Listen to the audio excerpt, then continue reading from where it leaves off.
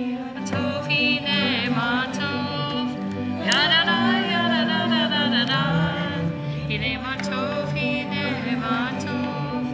yadada yadada da da da. Yadada matov manayim, yadada da da da da. Hine matov manayim, Shabbat achim gam yachad. Hine matov manayim, Shabbat achim gam yachad. Hine matov manayim, Shabbat achim gam yachad. Shabbat Shalom. The days of summer are not just to be able to get into your favorite Sarasota restaurants and whatever else you want to do to avoid being outside in this heat. It's also a time to expose yourself to new things. Some of you may be traveling to places that you've never gone to before, or seeing them in a fresh new way. Others may be learning a skill or a craft for the first time. Do you know you have several stained glass making studios in Sarasota? Not just one, there are several places to learn how to make stained glass or take up a new sport or whatever you want to do. The other thing you can start thinking about doing is becoming a B'nai Mitzvah again. Whether you did it as a child or not, whether you did it as an adult or not, how many of you feel like you are fabulous in Hebrew and could be great, right? Like we just do, I don't know why it's guilt all the time because we put all this Hebrew in front of you and we sing the Hebrew and we look at the Hebrew, but like so many people don't know how to read the Hebrew. If they read the Hebrew, they don't know even how to translate it, except for those of us who went to rabbinical school. We even get rusty from time to time. So we are doing, in the year ahead, an adult B'nai Mitzvah class. All you have to do to turn Bar Bat Mitzvah is one thing. Do you know what it is? Turn 13. That's it. Like literally being 13 is how you become Bar Bat Mitzvah. But there are things about reading Torah, learning prayers. We are doing a very condensed pathway to B'nai Mitzvah because the woman who asked me to do a B'nai Mitzvah is in her mid-90s. And I said, usually we study for a year and a half. And she said, I'm 92, we're not doing that. And so from about October, and it'll be remote and in person, hybrid, until January 23rd, 2027, when the actual service will be on a Saturday morning, we'll have an adult B'nai Mitzvah. And hopefully it'll be a nice group of people and something very special I'm hoping for. One of the women, the woman who came to me who wanted the class, her step-grandson was a hostage and he survived, he was rescued. And so we are going to do it, if it works for the class, in memory of all those children killed on October 7th who didn't get to achieve B'nai Mitzvah. And also hoping her son-in-law will speak on Friday night of that weekend. So there's a lot riding on it, and it should be really fabulous. So whether you know Hebrew or not, whether you're a man or a woman, whether you were B'nai Mitzvah or not, like, think about it, because I'm telling you, learning Hebrew as an adult, that rote learning is fabulous. So good for your brain, and it'll stick. I promise, we will make it stick. So think about doing that and other new things in the year ahead. At this time, we invite you to share greetings of Shabbat Shalom with your neighbors and those around you. Shabbat Shalom.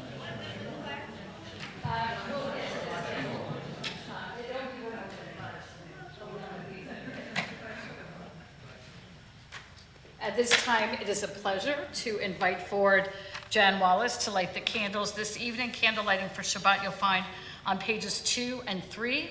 And it is Juneteenth, literally today, June 19th, and our Shabbat reading reflects that as well. Reading first? Yes. Yeah. As we commemorate Juneteenth, which marks the day federal troops arrived in Galveston, Texas in 1865 to take control of the state and ensure that all enslaved peoples were freed, we make space to honor the end of chattel slavery in the United States while honoring the struggles of enslaved peoples. As Jews, we gather each year to retell the Exodus story of our freedom from slavery and learn from the experience of our deliverance from bondage. Juneteenth provides an opportunity for us to deepen that learning, to understand how the repercussions of slavery shape civic life today, and to talk about the roots of social, economic, and racial inequality across our society.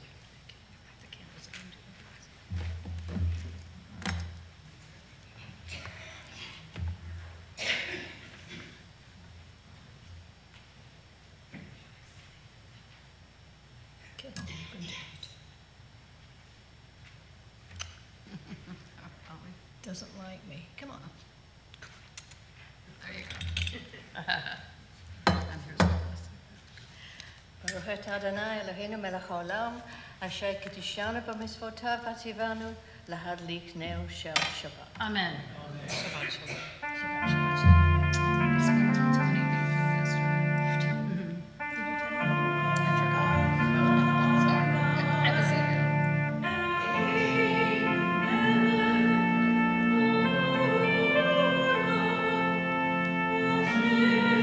Kiddushanu b'mitzvotav, v'tzivanu,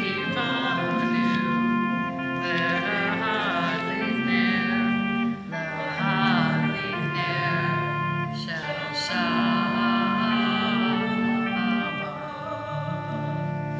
Please rise as we continue with the Baruch Hu, page 28.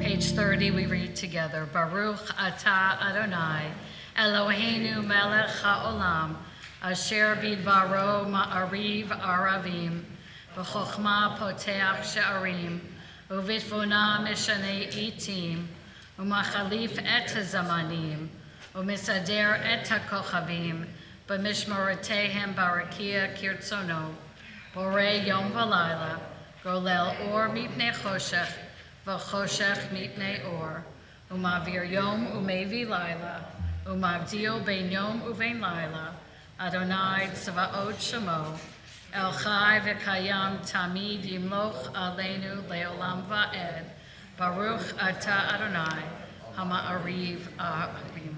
We continue with Ahavat Olam, page 32.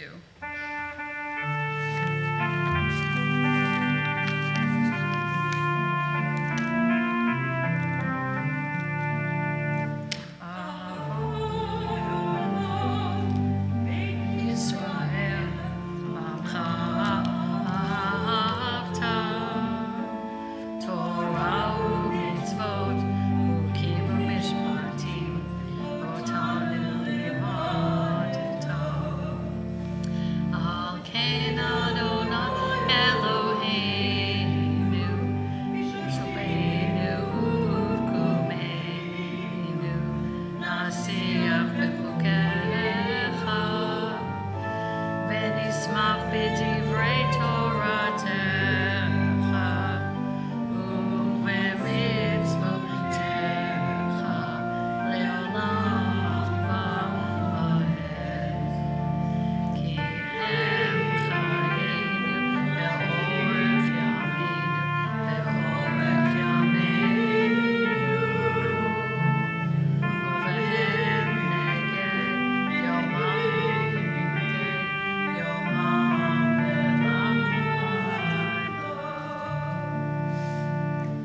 V'chuktecha atir tasir mimenu la'olamim. Baruch atah Adonai, ohev amo Yisrael. Shalom.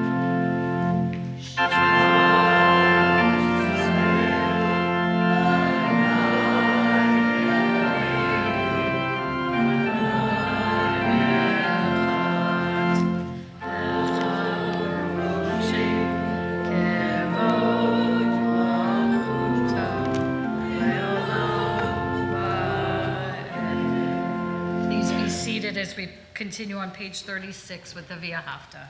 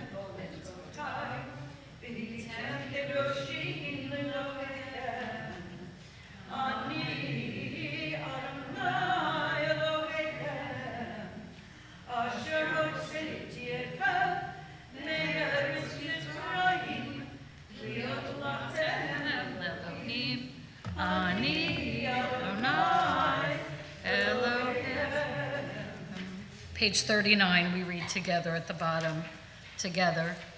In a world torn by violence and pain, a world far from wholeness and peace, give us the courage to say, Adonai, there is one God in heaven and earth. The high heavens declare your glory. May earth reveal your justice and love. From bondage in Egypt we were delivered. At Sinai we bound ourselves to your way. Inspired by prophets and instructed by sages, time and again we overcame oppressive forces. Though our failings are many and our faults so great, it has been our glory to bear witness to our God, keeping alive in dark ages your vision of a world redeemed. Let us continue to work for the day when the nations will be one and at peace. Then she will rejoice as Israel did, singing at the source of the sea. Michamocha. Michamocha ba'elim Adonai, michamocha nedar b'kodesh. Nor tilo, o sefer, nor tilo, o sefer.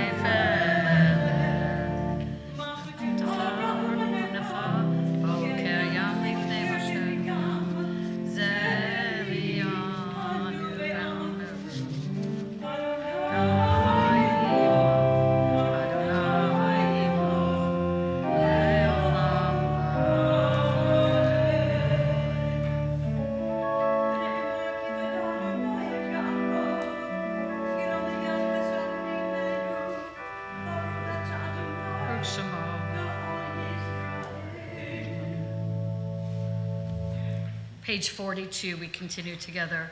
Hashkivenu Adonai Eloheinu l'shalom, v'amidenu shomrenu l'chaim, ufros aleinu sukat shlomecha, v'tagnenu be'etzah tova milefanecha, v'hoshienu lama'an shemecha, v'hagen ba'adenu, v'haser me'aleinu, oyev dever v'cherev v'ra'av v'yagon, v'vetzel kanafecha, tisrenu, Ki el shomrenu umatzilenu ata, ki el chanun v'rachum ata, ushomer tzeitar voenu, l'chaim u'l'shalom, me'ata v'ad olam, baruch ata Adonai, ha'porei sukat shalom, aleinu ve'al kol amo Yisrael, va'al Yerushalayim.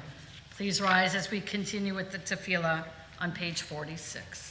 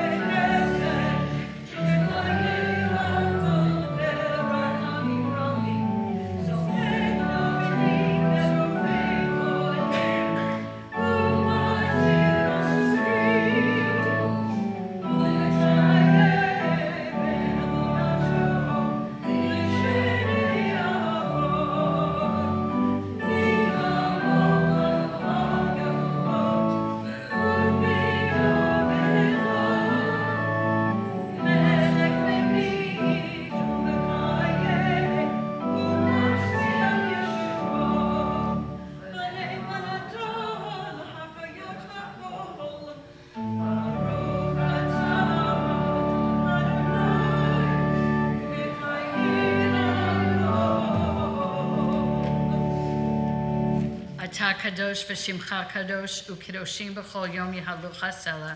Baruch atah Adonai, Ha'el HaKadosh. Please be seated as we continue with Birkat Shalom, our prayers for peace, together at the top of page 61. Together. Grant us peace, your most precious gift, O eternal source of peace, and give us the will to proclaim its message to all the peoples of the earth. Bless our country as a safeguard of peace, its advocate among the nations. May contentment reign within our borders, health and happiness within our homes. Strengthen the bonds of friendship and fellowship among all the inhabitants of every land. Plant virtue in every soul, and may the love of your name hallow every home and every heart. Praised are you, Eternal One, who blesses our people with peace. Baruch atah Adonai, hamarech et amo Yisrael, b'shalom. We continue with Ritzei, which you will find on page 56.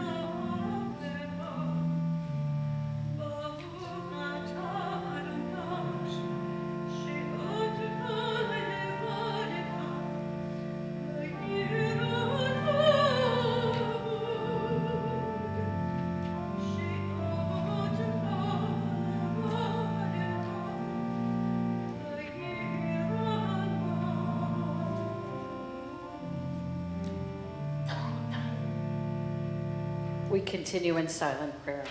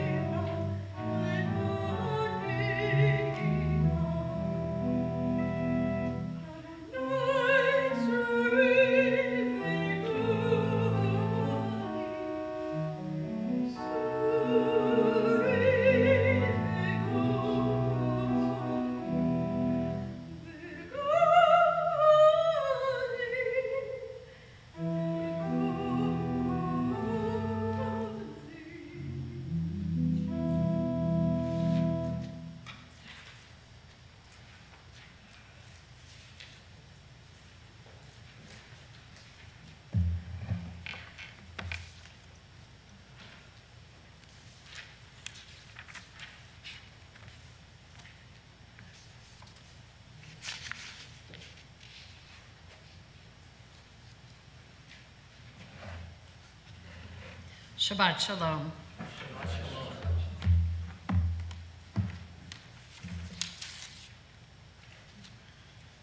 Mary Wygotsky, Toby Noble Fluke, Lisa Baer, Jay Ibsen, George Brent, Pinchas Gutter, Ava Schloss. These are just names until you know a little bit more about them. These are people whose stories are told in Holocaust museums around the United States. So Jay and Mary and Toby and Lisa and George and Pinchas and Ava would just be names that would really mean not very much. But if you go to the museums that honor their stories, all of a sudden you are drawn in, not just by their names, because hearing someone's name doesn't connect you to them. And sometimes even knowing someone is a survivor, experienced something difficult, doesn't move you either. But at the museums that these people's stories are portrayed at, there is something that draws you into the periphery of their story, and you become in proximity to what happened to them. If you visit the Holocaust Museum in Richmond, Virginia, in an old tobacco factory, you see an exhibit that portrays a hole in the ground.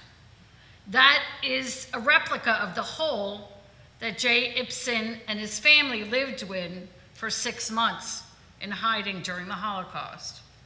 Or if you just go up the highway a little bit to the Florida Holocaust Museum, you see the Danish boat in its full glory that rescued Mary and Toby and their families when they left Denmark.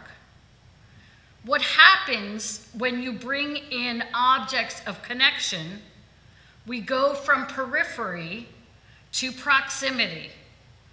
All of a sudden, we have a deeper understanding of Jay or Mary or Toby. And as many Holocaust museums that were started in different communities all around this country to tell a survivor's story or survivor's family story, once those survivors are gone, the objects, like the hole in the ground or the Danish boat, are there to continue to tell the story and draw people into proximity. It has become even more remarkable, and at many Holocaust museums around the country, including the Holocaust Museum in St. Pete, there are now holograms of survivors that you can see and ask questions to and talk to even if they are no longer alive. In fact, the Holocaust Museum in St. Pete was the first one that was given permission to use survivors from their own community to make these 3D holograms. So even though the people that were filmed for those holograms are no longer alive, their stories are told. Now we know periphery has more distance than proximity. Periphery means that you are on the edge, but proximity means that you are drawn in by the hole or the boat or the hologram or whatever. But obviously what we are doing is not working enough, because there is still plenty of people who don't feel in proximity to the Jewish people, but feel in periphery to them, or rather we should be on the periphery and not a part of the American experience, as discussions about reducing the separation of church and state remind us. Judaism, like other religions that are not Christianity, have to work harder in order to make sure that the separation of church and state continues. I bring up proximity and periphery because these Holocaust museums and others have done a great job of saying to people, come in. Don't just hear these names, Jay and Mary and Toby and Lisa and George and Pinchas and Ava and whoever else stories depicted, but see the boat, see the hole, see them speak, and then you can be drawn in. And so on this Juneteenth, we sit in a place of periphery. And so we as American Jews have to figure out how to move closer to proximity, to be closer to the community that marks Juneteenth. Because in a way, Juneteenth exists because people were treated at the periphery.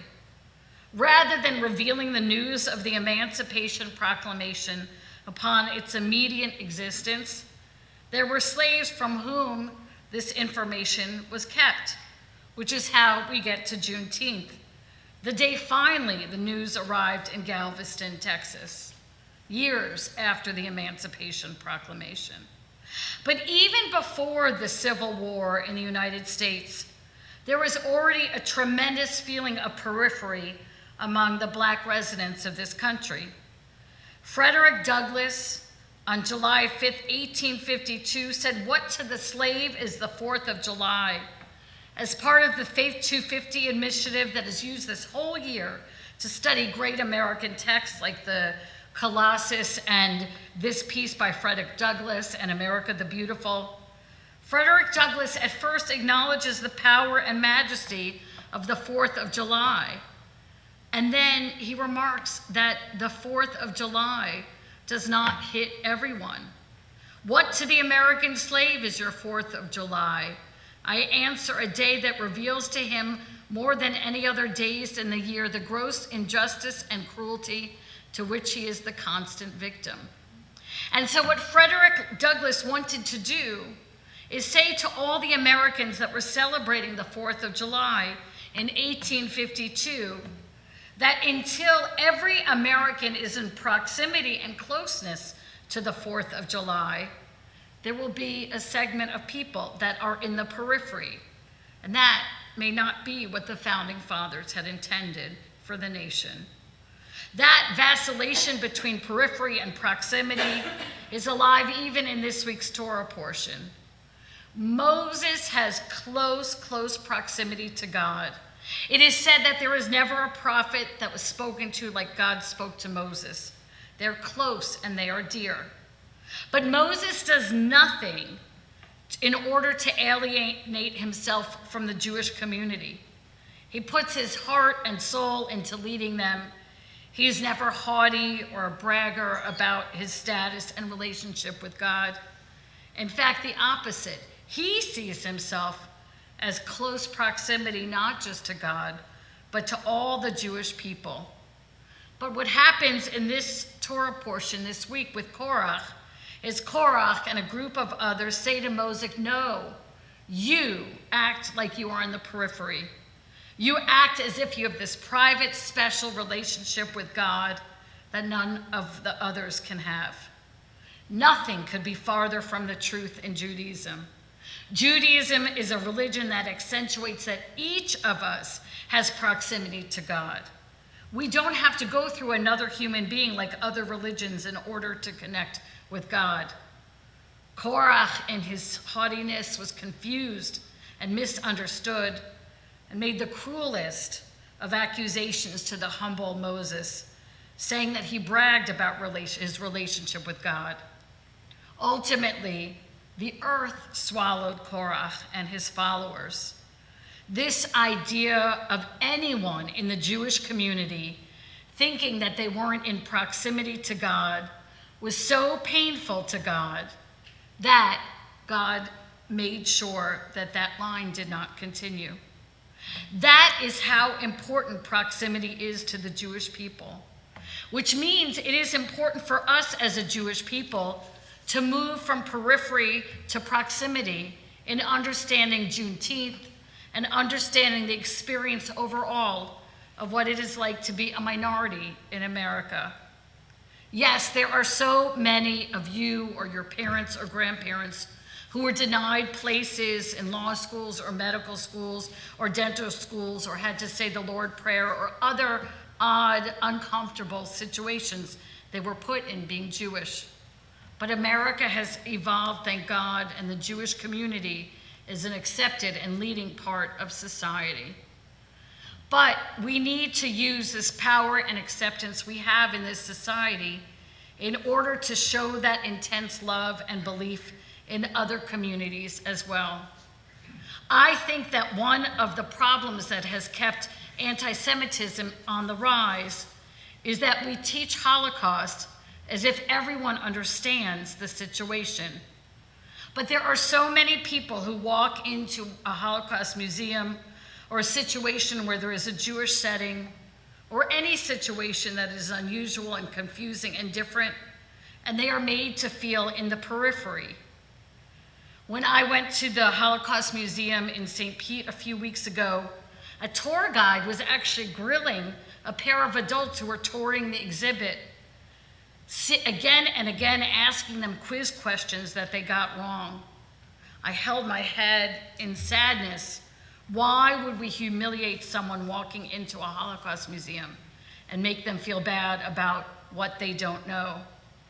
We are a people who understands proximity, and we have to do a better job of bringing people into our story in a way that is kind and caring and relevant. But at the same time, we must move from the periphery to proximity to the story of others. Care about Juneteenth. Learn about it. Make sure it's important, and the organizations that you're a part of, make sure they observe this federal holiday. It is important. We can't expect people to come in proximity to our Holocaust story if we are not able to go in proximity to the slavery story. When Korach rebels against Moses in this week's Torah portion, there is an intensity, a fire for God burning inside of Korach. But that fire is so loud and so strong and so scary that Korach cannot see straight. He cannot see that God's love is so powerful and that Moses' humility is so vast. And instead, all he sees is the ability to insult and humiliate and take Moses down a peg. It is as if Korach is unable to come into proximity to Moses and instead wants to stay in that place of periphery and hate. Here's the problem with the place of periphery.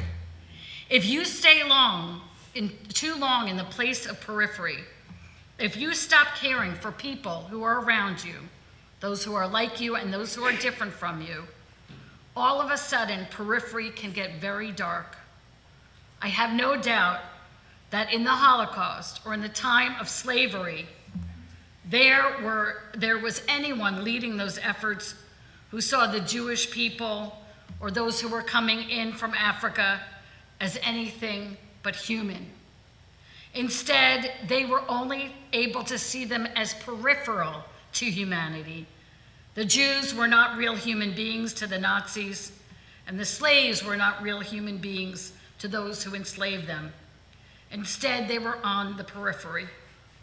And so if we don't fight in our world today to turn our attitudes and our understandings from periphery to proximity, it will be sad and a difficult and complicated end for any ability for us to understand one another. Some people come very, very close to proximity, and everything changes. Earlier in the week, I spoke at Harold's Veterans Group down in Venice Beach, and there was a man there who had been babysat by Anne Frank. He lived in this community for many years. He passed away recently, and you may have seen him speak from time to time in the community. Not all of those survivors can have had Anne Frank as a babysitter, or lived in a hole, or been on a Danish boat. And so it is up to each and every one of us to figure out a way to open the portals of proximity and make people feel welcome into learning more about our history in ways that relate to them. And in the same way, we have to move from periphery to proximity to those who are different than us. If you're in Washington, D.C. and not yet visited the Museum of African American History, it is marvelous.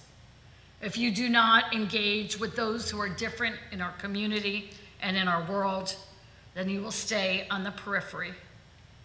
And I promise you, the giving and taking go on in equal measure. If we draw closer in proximity to those who are different than us, there will be those who will draw closer in proximity to us. But in order for that to happen, we must be like Moses, humble inside and all believing in God on the outside. The belief that God has in the plan a better world, a world where a Jay or a Mary or a Toby or a Lisa or a George or a Pinchas and an Eva will not have museums that are to the people and the lives that were full of such difficulty and pain, but instead one day there will be museums that will allow us to join together in periphery and beauty to understand that in our closeness lies God. Shabbat Shalom. Shabbat Shalom. At this time, we invite forward to open the Ark Carol and Howard Cohen, and we rise as our service continues with our prayers for healing.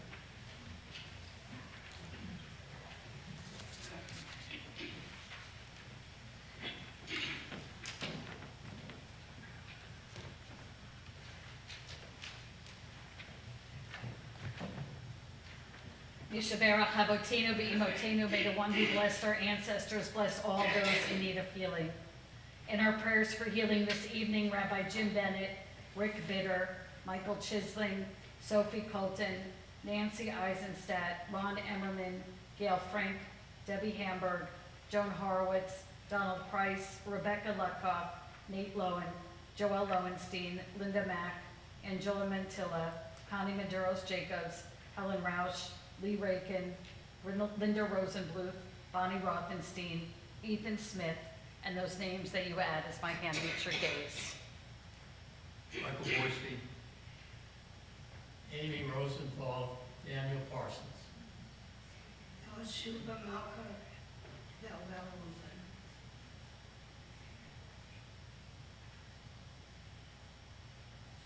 Baruch atah Adonai Ropeh HaCholim.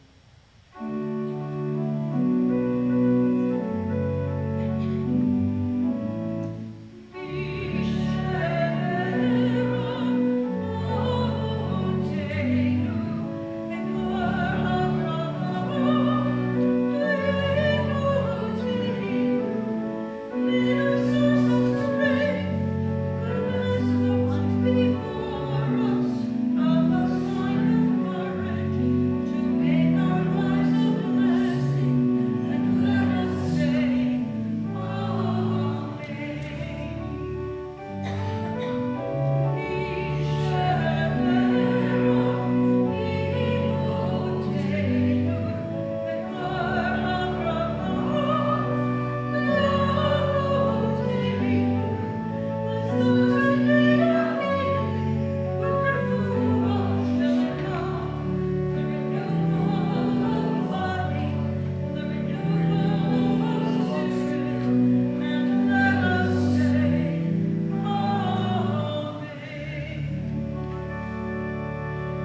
Please remain standing as we continue on page 282 with Aleinu L'Shabach.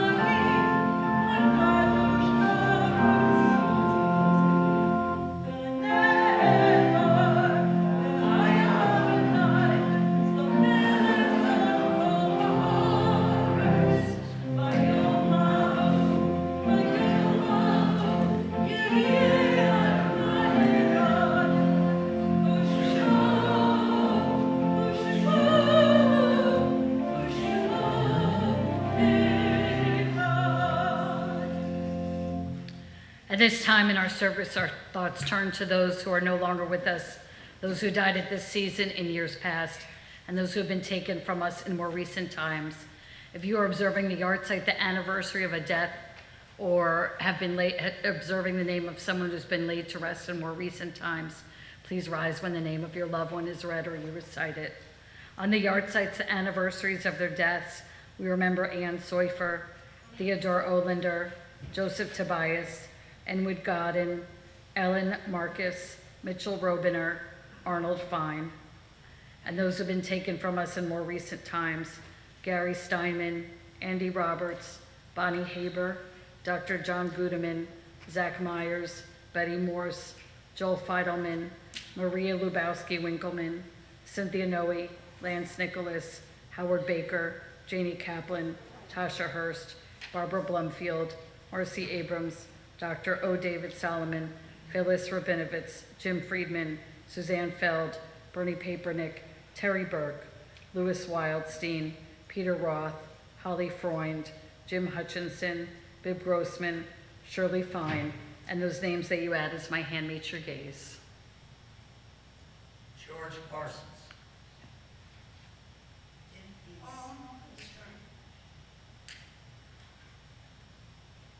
Zichronam Livracha, may all their memories be for blessing. Please rise as we join together with the words of the Mourner's Kaddish on page 294. We join together.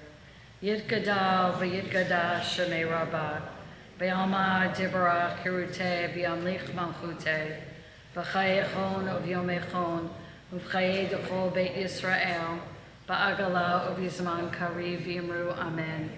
Yehi shemei rabbah mivarach le'olam omei omaya, yitbarach v'yishtabach v'yitpa'ar v'yitromam v'yitnaseh, v'yitadar v'yitdaleh v'yitalal, Shemei Kudasha Baruchu, La'ela min kol birchata v'shirata, Tushbechata v'nechamata, Tamiran be'alma v'yimru amen. Yehi shlama rabba min shamaya, V'chayim aleinu ve'al kol Yisrael, v'yimru amen. Oseh shalom b'mamav, Hu ya'aseh shalom, aleinu ve'al kol Yisrael, v'yimru amen. May the source of peace and peace to all who mourn and comfort the bereaved among us, and let us say, amen. Please be seated. It is a pleasure to invite forward at this time Deborah Nyman to share greetings on behalf of the Board of Trustees this Shabbat. Shabbat Shalom. Yep. Shabbat. On behalf of Temple Beth Israel's Board of Directors, I welcome you and wish you Shabbat Shalom. Shabbat Shalom. Shabbat Shalom. Thank you, Rabbi Mates, for a beautiful and inspirational service. Anne and Kai, as always, the music is lovely. I would also like to reach out to any new congregants who are with us here tonight for the first time. Welcome. We hope you will continue to join us. The long, hot days of summer are upon us. We at Temple Beth Israel have been planning some events to bring some relief from the summer doldrums. On Tuesday, June 30th at noon, BIW is planning a luncheon at Isan Thai Restaurant in Sarasota. On Friday night, July 3rd and July 10th, our Rabbi Howard Simon will be on the bima to lead our services. Directly following services on July 10th, we will be having our summer barbecue Shabbat dinner catered by Mission Barbecue. Please RSVP and prepay by Wednesday, July 8th. A special musical concert is planned. Springs Cumbria, with our own Ralph Liebstein, will be performing Thursday evening, July 16th at 7 p.m. Flyers are in our lobby. Please join us for these wonderful events. Contact the Temple office for additional information. Flyers for all events will be emailed. Temple Beth Israel, through the Social Action Committee, provides aid to Second Chance Last Opportunity in Newtown through our food, clothing donations, and our public bakery pickup and delivery on Mondays through Saturdays. Since funding for the schools for summer meals has been eliminated, we are also providing sandwiches. A flyer will be going out next week for our Back to School Backpack project. We will be soliciting donations to purchase school supplies to help fill 180 backpacks so the children have a good start to the school year. I thank you in advance for your generosity. Shabbat Shalom. Shabbat Shalom. And we'll conclude with our closing song, Ein Keloheinu, which you can find on page 322. Following that, we'll join in the social hall for Kiddush and Motzi. Please rise for Ein Keloheinu, page 322.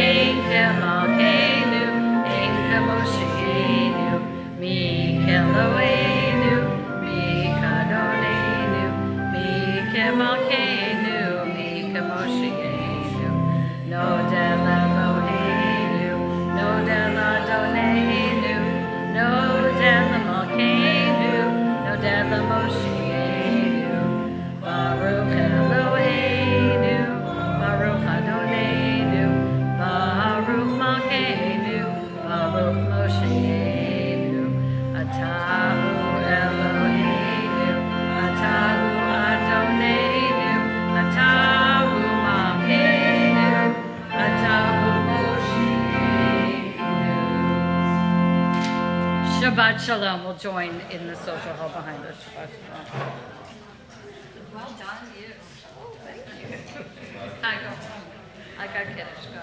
Goodbye. I got stomach.